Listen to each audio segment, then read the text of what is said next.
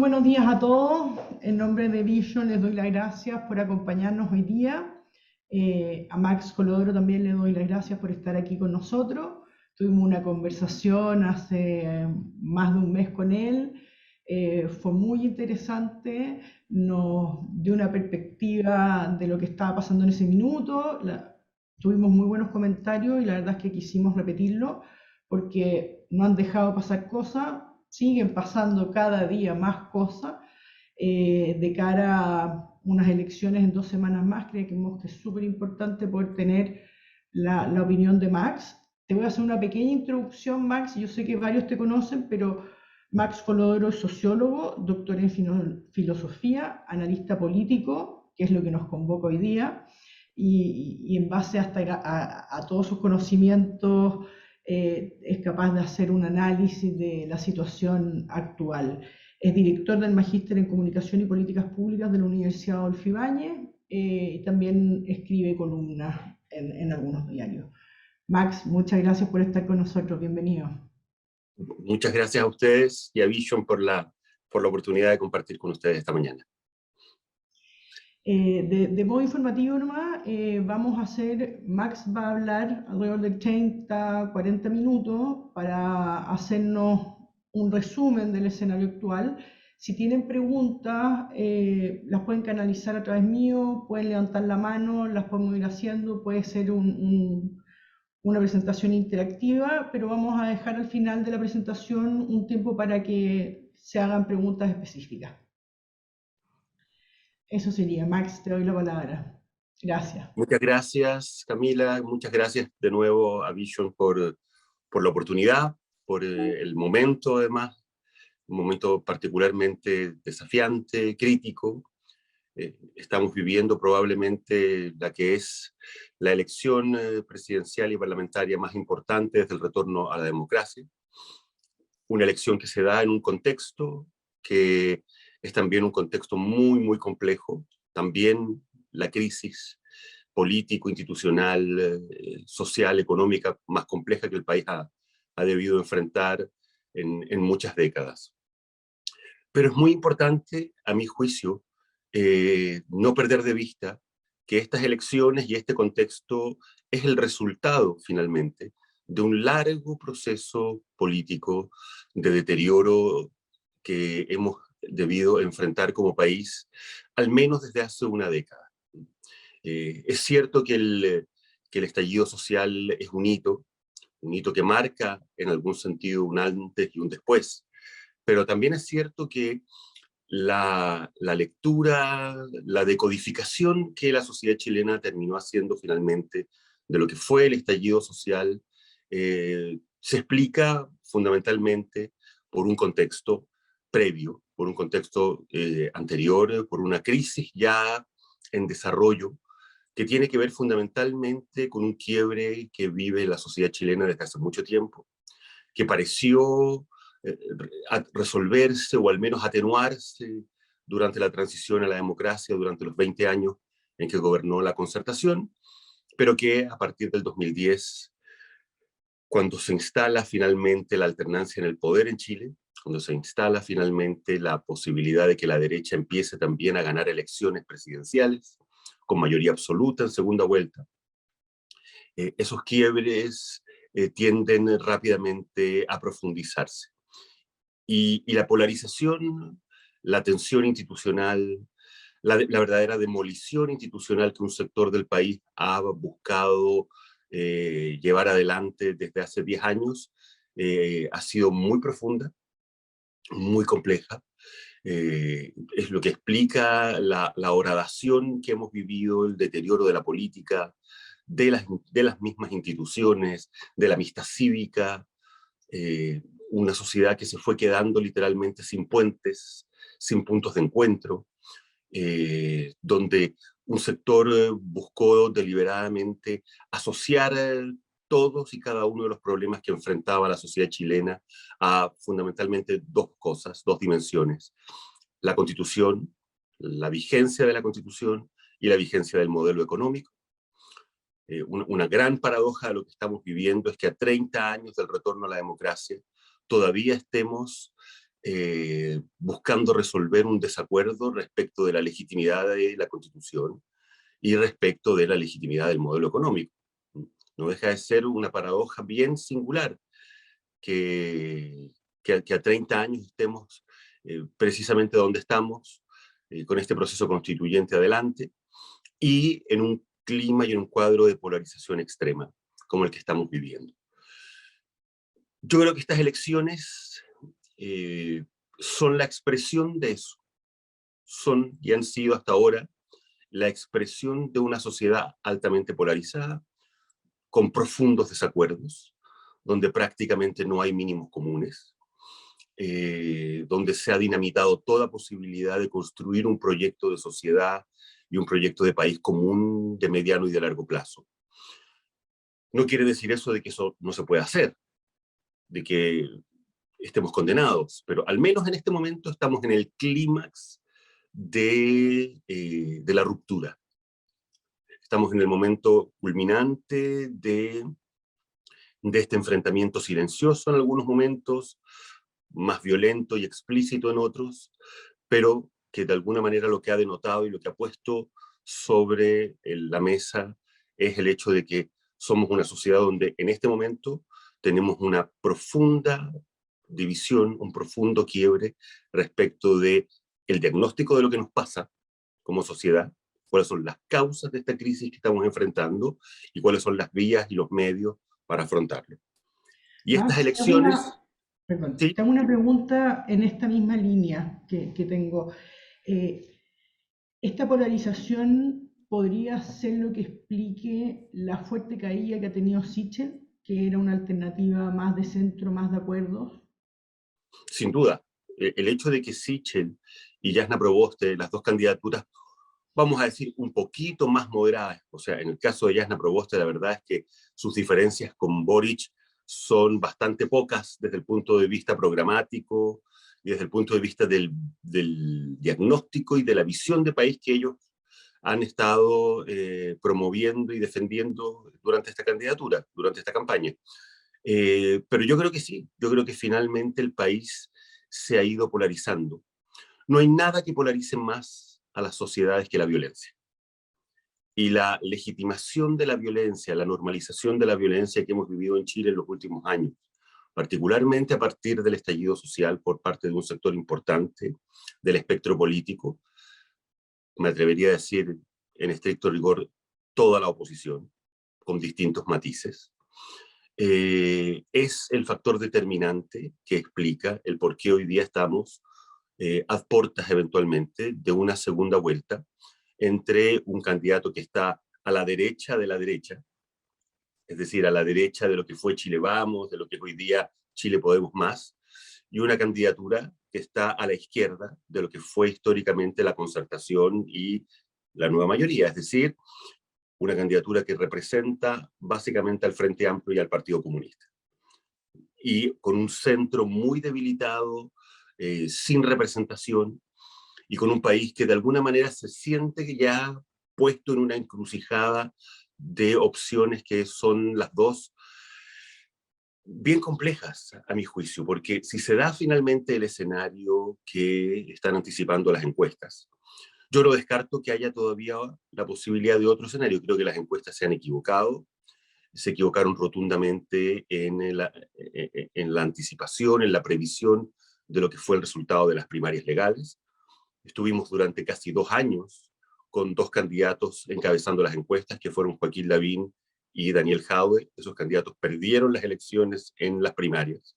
Entonces, no sería raro, ni sería algo para sorprendernos que nuevamente las encuestas nos mostraran nos estuvieran mostrando un resultado que al final termina no concretándose. Pero si se da el resultado que las encuestas están anticipando en las últimas semanas, las últimas encuestas antes de lo que se llama la veda, vamos a enfrentar un escenario muy crítico. Un escenario muy crítico porque en este cuadro de divisiones, de desacuerdos, de polarización, cualquiera de las dos opciones que termine ganando en segunda vuelta, es que son efectivamente Kast y Boric, supone para adelante, a partir de marzo, un escenario muy complejo desde el punto de vista de la gobernabilidad, desde el punto de vista de la legitimidad de lo que va a estar en juego hacia adelante, de las posibilidades que va a tener ese gobierno de convocar a distintos sectores. Yo creo que ese es probablemente hoy día el mayor factor de riesgo. O sea, si se da lo que nos están mostrando las encuestas, es decir, candidaturas que en la primera vuelta no van a tener más de un 25-30%, va a querer decir que alrededor del 70% de los ciudadanos que participen en las encuestas no van a haber votado por el candidato que va a terminar siendo presidente de Chile como primera opción. Es decir, van a ser gobiernos débiles desde el comienzo, probablemente con un contingente y con un campo opositor muy amplio. Para la izquierda probablemente va a ser un golpe muy duro no ganar estas elecciones después de lo que ha sido el Chile del estallido social. De algún modo todo anticipaba, todo estuvo anticipando durante mucho tiempo que lo lógico, la secuencia natural de lo que habíamos estado viviendo era un triunfo de la izquierda. Si no se da eso, ese mundo va a reaccionar probablemente de manera muy dura, cuestionando la legitimidad del resultado electoral, haciendo una oposición todavía más intransigente y eventualmente más violenta de la que ya se ha hecho a este segundo gobierno de Sebastián Piñera.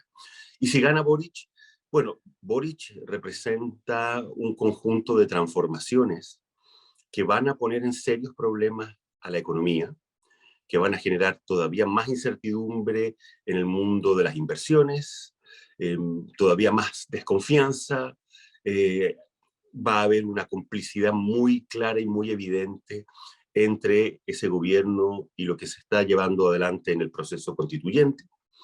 Y eso va a generar, por lo menos por un tiempo largo, por lo menos hasta que termine el proceso de elaboración de la nueva Carta Fundamental, un cuadro de inestabilidad y de incertidumbre muy grande, desde todo punto de vista. Entonces creo que los dos escenarios son escenarios bien complicados.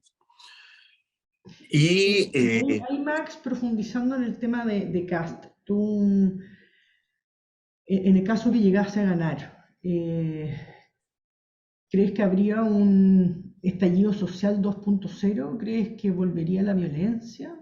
Y ahí, un poco, ¿cómo podría controlarse esa situación de ser ese el escenario que estáis proyectando?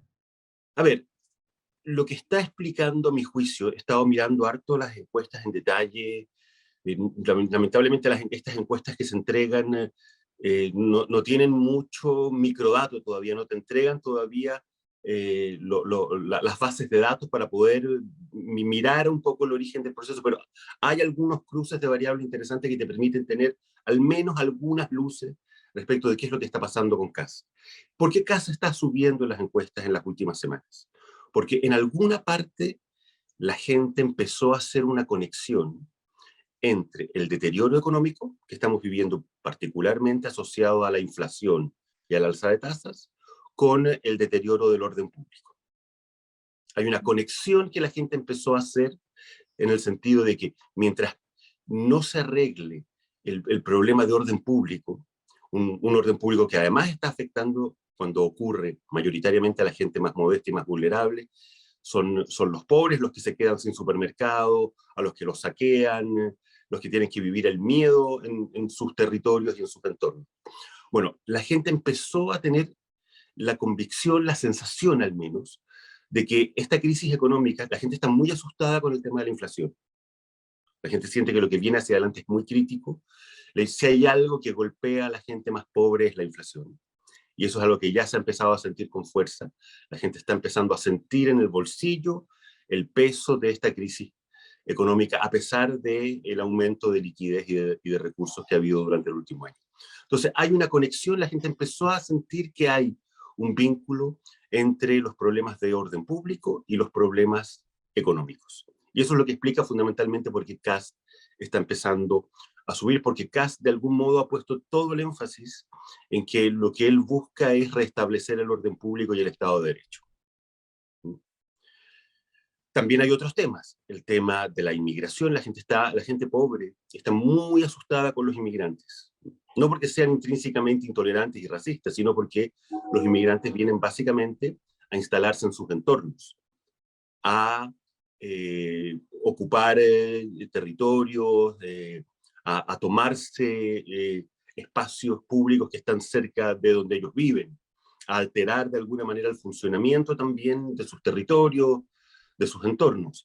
Entonces, hay un sector de la sociedad que está muy asustada con el tema de la inmigración. En el norte estamos viviendo una situación muy crítica.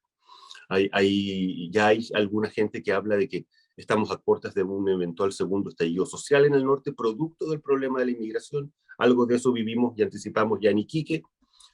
Entonces, esos son los temas que tienen acá hoy día mejorando en las encuestas.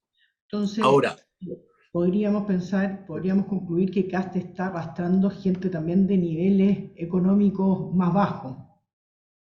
o sea, Kast está arrastrando sobre todo gente de nivel más bajo. Si tú miras las encuestas, donde más crecimiento ha tenido Kast es en los sectores D y E, en el mundo popular. Y la paradoja es que hoy día donde más respaldo tiene Boric es en el sector joven del barrio alto. ABC1 entre 18 y 30 años. Ahí está el fuerte de Gabriel Boric. Entonces, efectivamente, lo que está pasando es que aquí estamos en un escenario donde vamos a terminar confrontando dos visiones de país, dos diagnósticos diametralmente opuestos respecto de la crisis que vive la sociedad chilena y dos maneras diametralmente distintas de afrontarla. Una que de alguna manera defiende la legitimidad de las actuales instituciones, de la actual constitución, del actual modelo económico, que de alguna manera lo que va a buscar va a ser reforzar los pilares de este modelo de desarrollo, y otro que lo que busca es seguir adelante con lo que se ha llamado literalmente el proceso de demolición, es decir, terminar de cambiar la Constitución por una Carta Fundamental radicalmente diferente, pasar de un Estado subsidiario a un Estado social de derechos. Ese es el tránsito, la lógica del proceso constituyente en el que estamos para los sectores que lo respaldan con más entusiasmo, y hacerle correcciones muy profundas al modelo económico. El programa de Boric es un programa muy radical desde el punto de vista de los cambios que implica en la naturaleza, en los estímulos, en los énfasis que sostienen nuestro modelo económico. Y por lo tanto, cualquiera de las dos alternativas que gane va a generar niveles de rechazo en el otro sector muy grandes, niveles de resistencia. Tú me preguntabas por el tema de si eventualmente Kast llega a ganar estas elecciones, si creo que va a reactivarse la violencia. Yo creo que es muy probable, yo creo que es muy probable que haya un sector de la izquierda que no reconozca simplemente el triunfo de José Antonio Kast, que no acepte ese resultado, y que de alguna manera busque empezar a confrontar todavía con más fuerza a un eventual gobierno de Kast, como que la violencia que ya han usado en estos dos últimos años para enfrentar al gobierno de Sebastián Piñera. Y Kast va a tener la obligación de cumplirle al país, y fundamentalmente a la gente que ha estado votando por él por el tema del restablecimiento del orden público precisamente, va a tener que cumplir con esa expectativa, con la expectativa de tener que eventualmente utilizar a las Fuerzas Armadas, porque con Carabineros está claro que no se da abasto para poder controlar los cuadros y las olas de violencia aguda. Va a tener inevitablemente que usar a las Fuerzas Armadas, y eso va a tener y va a generar costos políticos muy altos también. Entonces, es un cuadro muy crítico. Entonces, por el lado de la dimensión política, tiendo a ver más riesgos en un eventual gobierno de Kast. Por el lado de la dimensión económica, tiendo a ver mucho más riesgos en un eventual gobierno de Gabriel Boric. Ahora, ¿existe eventualmente todavía la posibilidad de que o Jasna Proboste o Sichel pase a segunda vuelta? Yo creo que sí, sobre todo en el caso de Jasna Proboste. Yo creo que Jasna Proboste todavía tiene una oportunidad remota. Jasna Proboste está a a una diferencia, a una brecha de todavía alrededor de 10 puntos de los que están encabezando las encuestas. No ha subido más de 2, 3 puntos, ha bajado también en algunos momentos durante ya 5 meses de campaña. Entonces, si no ha logrado remontar una brecha de 2, 3 puntos en 5 meses, en 4 o 5 meses de campaña, veo bien difícil que logre remontar 10 puntos en una semana y media, que es lo que le queda, pero eventualmente no lo descarto. ¿Cómo le pega la no aprobación del cuarto retiro a Jasna Proboste? Le pega fuerte, entre Porque ha otras cosas, sido porque parte importante de su campaña. sin duda, y porque finalmente el voto que hace fracasar el proyecto es un voto muy emblemático de la democracia cristiana. Carolina Goich es un rostro, un símbolo, ex candidata presidencial de la ADC en la elección anterior. Entonces, efectivamente, hay para los sectores que apoyaban esa política y esa medida, sin duda que es un golpe duro, muestra las debilidades que tiene el liderazgo de Jasna Proboste. No lograr sumar ni siquiera en el Senado a los senadores de su propia bancada, en definitiva. Entonces, hay un golpe a su liderazgo, a su capacidad de sumar, de reunir. Ahora, yo creo que Jasna Proboste tiene un problema estructural mucho más de fondo, que es el no haber sido capaz, el no haber sabido construir una alternativa política claramente diferenciada de lo que representa Gabriel Boric. Ella tenía un tremendo espacio en el centro político para buscar instalar una alternativa real, que la gente percibiera como una alternativa sustantiva, como una posibilidad real de optar por algo distinto a lo que está representando hoy día la alternativa del PC y del Frente Amplio, y ella, por convicciones, por incapacidad, por falta de visión de lo que está ocurriendo, finalmente no optó por ese camino.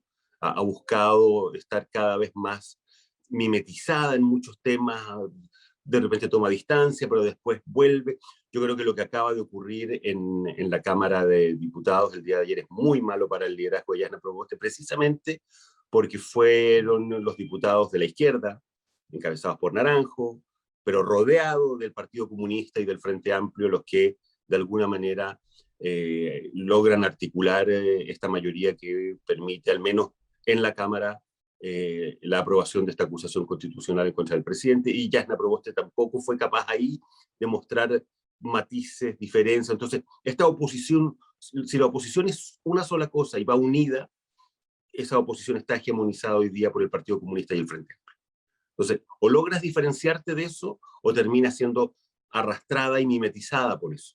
Y eso es lo que le ha estado ocurriendo, a mi juicio, a Jasna Proboste, y es lo que al final hace que el electorado, mayoritariamente de centroizquierda, esté hoy día más bien con Gabriel Boric que con Jasna Proboste, y que incluso se le hayan descolgado sectores que participaron en la primaria con ella, lo cual es bastante impresentable, es decir, sectores que tenían el compromiso de apoyar a quien ganara en esa primaria, la primaria que ganó Jasna Proboste, han estado sin ningún problema descolgándose y pasándose a respaldar a la candidatura de Gabriel Boric. Y lo mismo le ha pasado a Sichel. ¿Qué es lo que explica la caída tan fuerte de Sichel en estas últimas semanas, en estas últimas 5 o 6 semanas? Fundamentalmente el traspaso de votos a Kast. Entonces, veo muy difícil que esos votos que ya se fueron a Kast vuelvan a Sichel, salvo que Kast cometa en estos 10 días un error muy grueso, de muy grueso calibre, tenga una caída muy estrepitosa en algún tema, veo muy difícil que esos votos retornen. Entonces, a Sichel lo veo con más dificultades, mucho más difícil que Sichel eventualmente pueda pasar a una segunda vuelta. Pero a Jasna Proboste eventualmente podría, por ejemplo, capitalizar algo del deterioro que está viviendo la candidatura de Gabriel Boric. La candidatura de Gabriel Boric en las últimas 2 o 3 semanas ha tenido muchos problemas con sus voceros, ¿Qué problemas explica? Si puedes con profundizar, ¿qué es lo que indefiniciones. explicaría esa caída?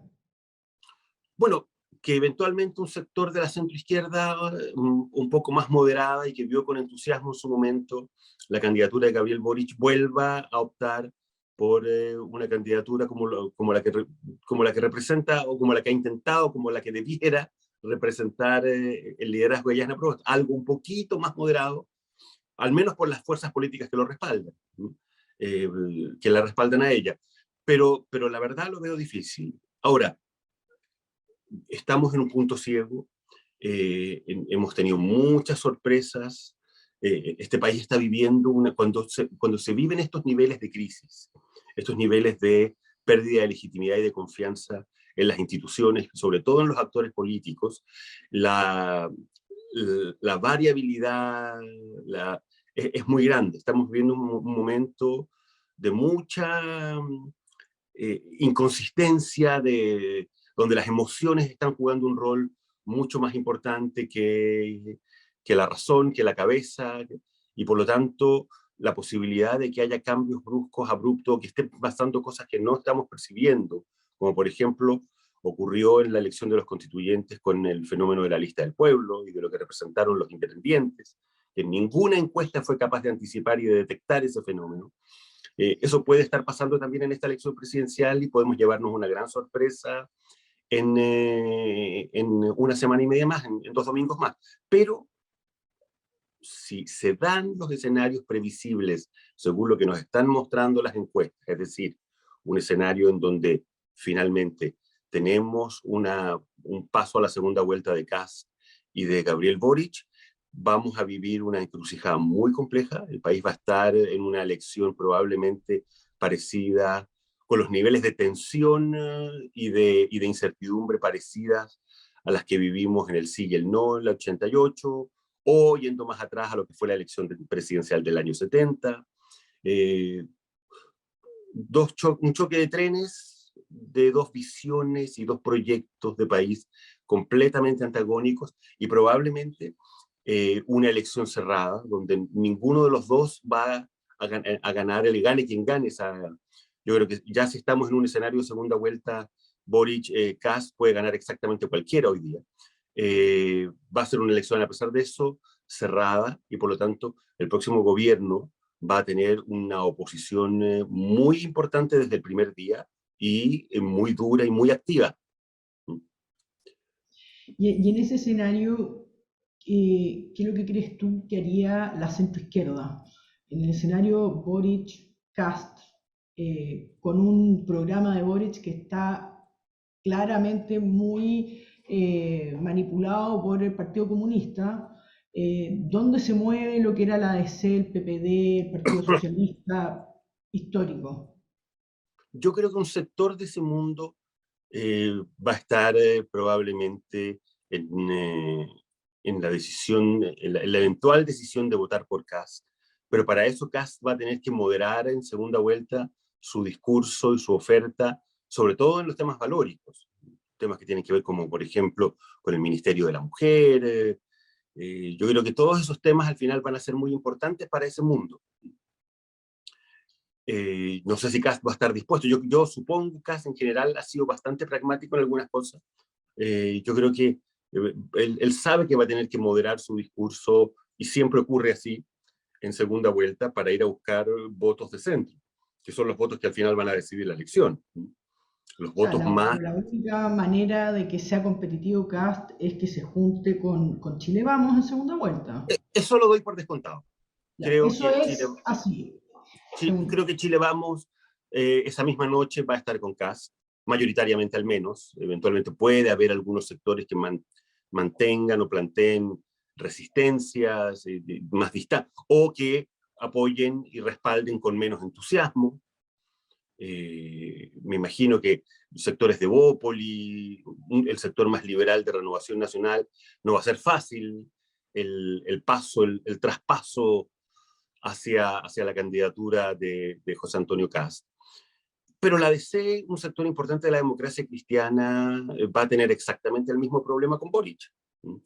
Jasna Proboste puede estar esa misma noche, y los sectores más duros de ese partido, más de izquierda, su bancada de diputados, pueden estar efectivamente con Boric esa noche, pero va a haber sectores, todo lo que es el sector de los ex profesionales, del mundo profesional vinculado a los gobiernos de la concertación, por ejemplo. Pienso en los Foxley, en los Pablo Arellano, todo ese mundo va a tener muchas más dificultades para estar con Gabriel Boric y para manifestar una opción en esa dirección.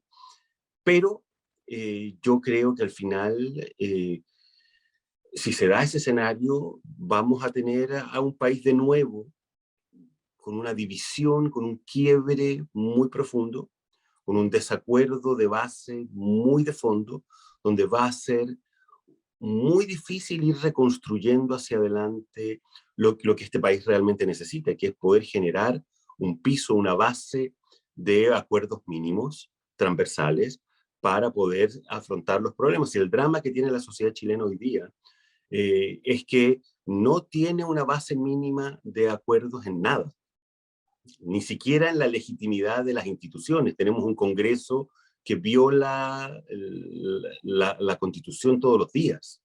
Tenemos a un presidente de la República que acepta firmar y aprobar leyes que son abiertamente inconstitucionales y que han violado las atribuciones del propio presidente.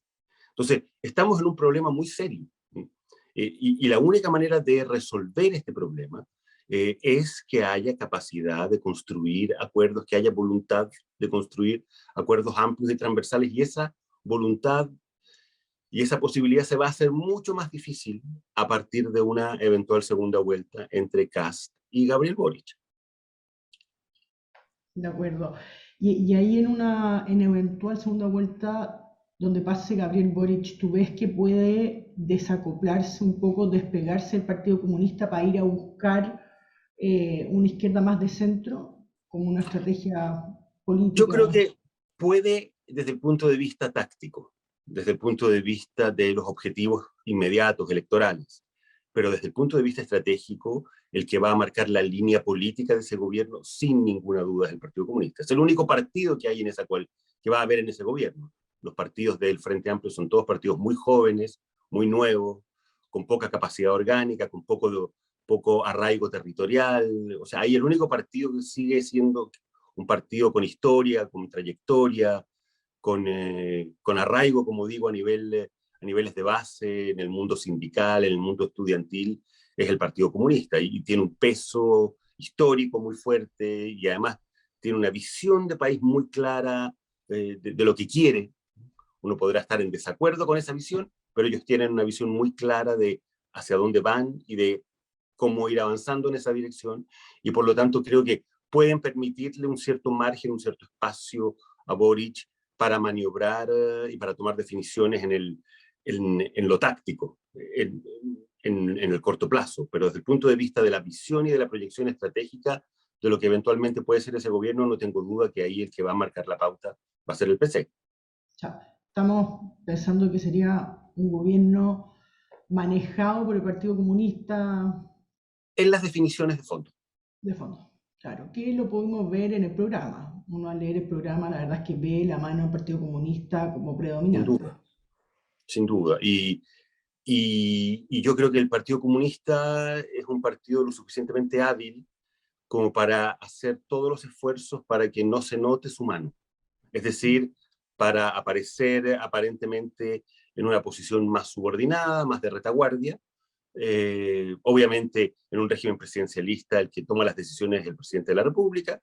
Eso en lo formal va a ser así, pero las definiciones de hacia dónde va el país en términos de proyecciones de mediano y de largo plazo, esas definiciones el Partido Comunista no va a dejar que el gobierno sea parte, como bien lo dijo Jadwe. Yo creo que en eso la frase de Jadwe de que no van a dejar que Gabriel Boric sea parte del programa en lo fundamental, en lo sustantivo, yo creo que eso efectivamente va a ser así. Oye, y ahí te hago una pregunta que me llegó aquí, que es algo que tú mencionaste, que sorprende que los mayores seguidores de Boric sean jóvenes, a veces uno hasta 30 años. Sobre todo pensando en lo que acabamos de hablar, de que tienes al Partido Comunista dominando el programa de Boric. Entonces, ¿qué es lo que puede explicar esa adhesión de la gente joven a BC1? Bueno, lo que lo explica fundamentalmente es que es un sector que es joven, tiene, tiene ideales, ha apostado por los cambios, de alguna manera esta idea de que el país lleva 30 años por un mal camino y que este camino, que es un camino que de alguna manera se explica por la continuidad de la constitución del régimen militar y por la continuidad del modelo económico impuesto por el régimen militar, son los responsables de los abusos, de las injusticias, de las inequidades. Ese es el discurso que le venimos escuchando a la centroizquierda, particularmente al mundo de la exconcertación, desde el primer gobierno de Sebastián Piñera, desde que se instala la lógica de la retroexcavadora del senador Quintana. Hay que empezar a demoler, que echar abajo lo que se ha construido para construir algo nuevo. Y ese sector, ese mundo, que es un mundo que además ha estado porque ha sido poco afectado por el drama de la violencia. Si al final la violencia ha sido algo tremendamente clasista, la violencia ha afectado fundamentalmente a los más pobres, la gente que se ha quedado sin supermercados, sin negocios, a las que le han destruido los entornos, son básicamente gente de comunas populares o de clase media. Entonces, claro, cuando uno mira todo esto a distancia y lo mira a través de las anteojeras del idealismo, de la idea de que este país requiere cambios fundamentales para que los abusos y las desigualdades al menos se atenúen, se aminoren. Bueno, yo creo que a mí no me sorprende eso. A mí lo que yo creo que aquí al final el problema de fondo tiene que ver con que la centroizquierda, a partir del primer gobierno de Sebastián Piñera, abandonó su proyecto histórico, abandonó y rechazó finalmente, tiró por la borda lo que se había construido en este país desde el año 90 en adelante, fundamentalmente lo que se construyó durante los gobiernos de esa centroizquierda, es decir, durante los 4 gobiernos de la Concertación, y se instala en ese mundo de la centroizquierda una sensibilidad muy similar. Hay un acercamiento muy fuerte de ese mundo a la sensibilidad y al diagnóstico del Partido Comunista respecto de lo que es el Chile de la transición, respecto de lo que fue el Chile de la transición. Y eso es lo que a mi juicio explica este factor de polarización tan fuerte que hemos tenido en Chile en los últimos 10 años. Lo que hemos tenido en el Chile de los últimos 10 años es básicamente a un mundo de la centroizquierda que no está dispuesta a asumir, a reconocer, a validar que vivimos en un país donde la centro derecha puede ser una alternativa legítima, democrática de gobierno, sobre todo cuando gana una elección con mayoría absoluta de los votos. Entonces, cuando finalmente ocurrió eso, después de 4 gobiernos consecutivos de la Concertación, fueron las reglas del juego del sistema las que se vinieron literalmente al suelo. Se desconoce la legitimidad de las reglas del juego, se instala en la agenda la idea de que la prioridad es el cambio constitucional y el cambio de hacerle correcciones al modelo económico. Eso es lo que explica el tránsito desde la Concertación a este bloque nuevo que fue la nueva mayoría. Entonces, el esfuerzo de reconstruir una base común de consensos, de acuerdo, de volver a tener mínimos comunes, va a ser un esfuerzo muy, muy difícil, y yo tengo lamentablemente cada vez menos esperanzas en el proceso constituyente.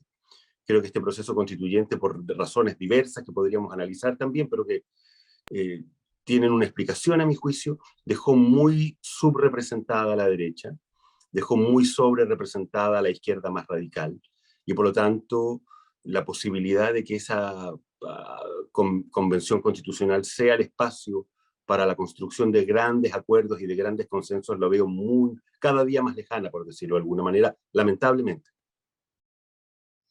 Sí, habíamos hablado la vez anterior que tú tenías la esperanza en el proceso constituyente, que ahí podíamos llegar a un acuerdo de qué es lo que queríamos para el Chile del futuro, pero Pero la cada vez verdad más es que difícil, a mi juicio. sí, estoy de acuerdo. La verdad es que ha pasado un mes y medio desde que hablamos y ha empeorado la visión en ese sentido. Sí.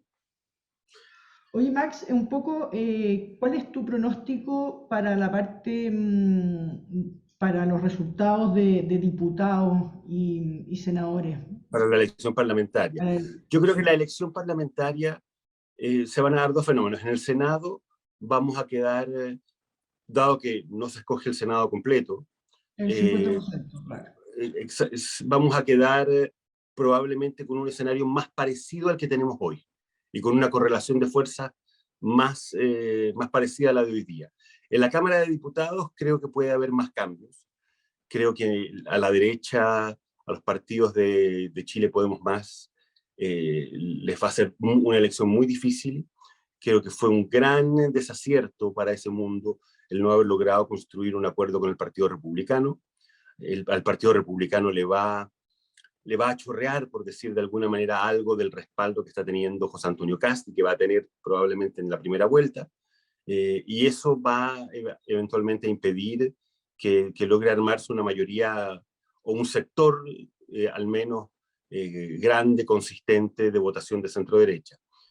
En el mundo de la centro-izquierda creo que pasa más bien lo contrario. Es tal el nivel de dispersión que hay, la cantidad de listas que hay, que al final eso hace que que la oposición en su conjunto sume mucho, pero son sectores que tienen entre ellos diferencias muy grandes también, a pesar de que cuando uno mira a la oposición desde fuera pareciera que son todos lo mismo, o de que no hay grandes diferencias. Bueno, la verdad es que sí las hay. Creo que lo que ha pasado en el proceso constituyente es una buena muestra de eso. Es decir, finalmente el Frente Amplio y el PC, a pesar de que incluso pueden eventualmente buscan gobernar juntos hoy día, tienen diferencias de fondo en algunas cosas. Pero yo creo que la dispersión efectivamente entre ex Lista del Pueblo, Partido Comunista, Frente Amplio, la ex Concertación, hasta la Democracia Cristiana, esa gran dispersión lo más probable es que haga que ese mundo termine teniendo una mayoría relativamente clara en la Cámara de Diputados al menos. O sea, podríamos esperar que la derecha no tenga un tercio. Yo creo, lo veo más difícil que en la Convención Constitucional, pero eventualmente puede ocurrir que la derecha tenga un resultado muy malo. Ahora, va a depender mucho también de quiénes vayan finalmente a votar. En las últimas elecciones la derecha no ha estado votando, no ha estado movilizándose. O sea, si tú miras lo que fue, por ejemplo, la segunda vuelta del 2017, cuando finalmente Sebastián Piñera le gana a Alejandro Guillé en segunda vuelta, la movilización que hizo la derecha para esa segunda vuelta fue una movilización inédita, probablemente una movilización ciudadana que no se veía de ese sector desde la Unidad Popular. Eh, para la elección de constituyentes, lamentablemente la derecha no hizo ese trabajo y ahí están los resultados. Yo creo que eventualmente hoy día hay un temor muy grande a un eventual gobierno de Gabriel Boric y del PC. Y eso puede movilizar a un sector, pero ese trabajo, eso requiere de trabajo, de esfuerzo. Hay que movilizar a la gente de la tercera edad, que tiende a votar menos y que ha votado menos en estas elecciones que se han dado en el contexto de una crisis sanitaria. Entonces, yo creo que ese es el gran desafío. Yo creo que una de las claves de esta elección en primera vuelta va a ser cuánta gente de la tercera edad logra movilizar la derecha y cuánta gente joven logra movilizar la izquierda. Ese cruce va a ser un cruce muy central para explicar en definitiva cómo le va en términos relativos a Kast y cómo le va en términos relativos a Gabriel Boric. Estoy de acuerdo. Me llega una pregunta en relación a si llegara a salir Kast, ¿qué probabilidades ves tú de que la convención proponga un gobierno más corto? No tengo ninguna duda. La convención se va a adaptar y a mover en función de si gana Kast o si gana Gabriel Boric, o eventualmente si se da el escenario de que Yarna Proboste pasa a segunda vuelta. De eso no tengo dudas. Aquí, lamentablemente, este proceso constituyente está dominado, hegemonizado por fuerzas políticas que tienen una apuesta por lo que debiera ser el próximo gobierno muy clara y por quién debiera ser el próximo gobierno. Y si esa apuesta no se da y termina ganando un candidato del perfil de José Antonio Kast, no tengo ninguna duda de que la Convención Constitucional ese mismo día se convierte en un bastión de resistencia opositora y de izquierda a ese gobierno, y va a haber, va a haber un esfuerzo de tensionar y de resistir al programa y a la implementación del gobierno de José Antonio Kast muy, muy fuerte desde la convención. O sea, se ve un escenario bien complejo porque estamos pronosticando en el fondo un eventual gobierno de José Antonio Kast con minoría en el Congreso y con una convención totalmente su contra y probablemente dedicada a hacerle difícil su gobierno. Exactamente, ese es uno de los escenarios posibles. Si es que gana Boric, veo que el escenario más crítico va a ir por el lado de la economía. Aquí hay una variable que todavía no hemos comentado. Yo creo que la principal variable de riesgo y de inestabilidad política para el próximo año es el deterioro económico. Es decir, inflación, alza de tasas, se van a acabar finalmente los retiros tarde o temprano, haya o no haya cuarto retiro, esa plata finalmente no es permanente, los subsidios del Estado tienen que acabarse en algún momento, no hay recursos para seguir manteniendo estos niveles de transferencia de recursos públicos hacia la gente. Entonces, el estrellón contra la realidad de un país que al cual se le va retirando liquidez y que tiene que afrontar este escenario de inflación, de alza de tasa, va a ser un escenario realmente muy duro. Y yo creo que ese golpe contra la realidad lo va a afrontar el próximo gobierno, sea cual sea, y va a ser un golpe muy fuerte. Y los otros dos grandes focos, dimensiones de conflictos fuertes que yo veo el próximo año son el tema de la inmigración. Creo que el tema de la inmigración es un tema muy complicado, y el tema de la Araucanía, que creo que va a seguir siendo un foco de conflicto, de tensión, de violencia creciente, que no se va a detener. No, o sea, tener estado de emergencia por 15 días, por 2 semanas, no resuelve el problema de fondo, para nada. Ahí hay un problema político muy, muy sustantivo. Eso da para largo también discutir sobre qué caminos tiene la Araucanía, pero yo creo que en lo inmediato, sea cual sea el gobierno, sea Boric o sea Kast o sea Jasna Proboste, el conflicto de la Araucanía va a seguir deteriorándose y va a seguir incrementándose la violencia, lamentablemente, en esa zona. Sí, escenario bien complejo. Oye, te cambio un poco la pregunta, pero va un poco ligado a lo mismo. Me llega aquí una pregunta en relación a cuál es finalmente el objetivo que está detrás de la acusación constitucional contra Sebastián Piñera a meses de que termine su mandato y a un par de semanas de que sean las elecciones. Y además, sumado a todo el show que hicieron, que uno no pensaría que eso les juega bien políticamente. O sea, yo creo que la ciudadanía más bien rechaza lo que ha visto. Entonces, ¿cuál es el objetivo detrás de eso? Porque son votos, es un objetivo político, es un objetivo de desestabilizar el sistema. ¿Qué hay detrás de lo que estamos viendo? Tiendo a inclinarme por la última tesis, es decir, por la idea de que aquí hay un objetivo estratégico de deterioro institucional, de horadación institucional de parte de un sector importante, mayoritario en la oposición, lamentablemente, que es lo que hemos visto a todo nivel en el Congreso en estos últimos 2 años, pero desde antes. O sea, el parlamentarismo de facto, como lo llamó también el senador Quintana, horadar las atribuciones del presidente de la República a lo que viene desde antes del estallido social, que el estallido social solo profundizó. Y yo creo que esta acusación constitucional se inscribe en eso, se inscribe también en la animadversión que genera la figura de Sebastián Piñera. Yo creo que hay un sector de la oposición que todavía apuesta, que apostó y que todavía apuesta a que la desafección que hay en un sector de la izquierda, en un sector de la derecha, perdón, con la figura de Sebastián Piñera, el rechazo que genera Sebastián Piñera en un sector de la derecha, entre otras cosas por haber tomado la decisión de finalmente entregar la Constitución en medio de la crisis, de no haber sido capaz de restablecer el orden público, de no habérsela jugado por esa alternativa. Hay un sector de la oposición que cree o que creyó que eso podía permitir lograr un objetivo mayor como es destituir al presidente de la República. Yo lo veo difícil, creo que el escenario fue en la Cámara de Diputados, es cierto, se aprobó, pero el escenario fue muy, muy estrecho. Y en el Senado la cosa se ve todavía más difícil, se requieren 5 votos.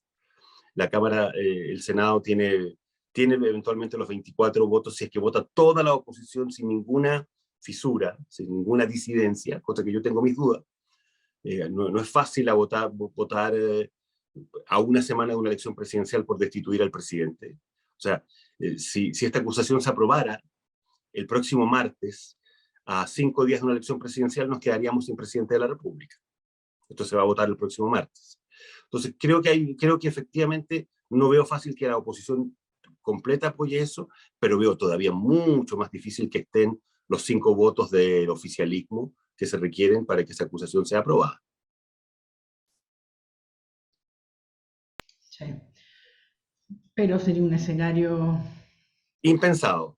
Sí, de absoluta inestabilidad. De crisis institucional mayor. Ahora, la oposición lo que busca y lo que ha estado buscando es eso, horadar, debilitar las instituciones y sobre todo la institución presidencial. Para la centroizquierda y para la izquierda es todavía un escenario inaceptable ver a la derecha ganar elecciones en democracia. Ese es el tema de fondo aquí. No sé, es sorprendente la situación porque o sea, la centroizquierda cuidó mucho la democracia. Hubo muchos gobiernos de centroizquierda que su máximo foco había sido proteger la democracia, después de que veníamos de muchos años de no tener democracia. Y hoy día vemos a esos mismos destruyendo la institucionalidad, la democracia. Es un cambio radical. Es un contrasentido bien grande, pero a mi juicio lo que explica eso es que cuando esa centroizquierda defendía aparentemente con convicciones la democracia, finalmente estaba defendiendo su continuidad en el poder y en el gobierno. Cuando eso dejó de estar garantizado y se empezó a dar este escenario nuevo de la alternancia en el poder y de la posibilidad real de que la derecha ganara elecciones con mayoría absoluta, esas convicciones y los acuerdos, las premisas institucionales que hicieron posible esa realidad terminaron debilitándose muy, muy rápido. Así es. Oye, Max, para ir cerrando, tengo las 2 últimas preguntas. Estamos basándonos en el escenario de que Boric y Kast lleguen a segunda vuelta.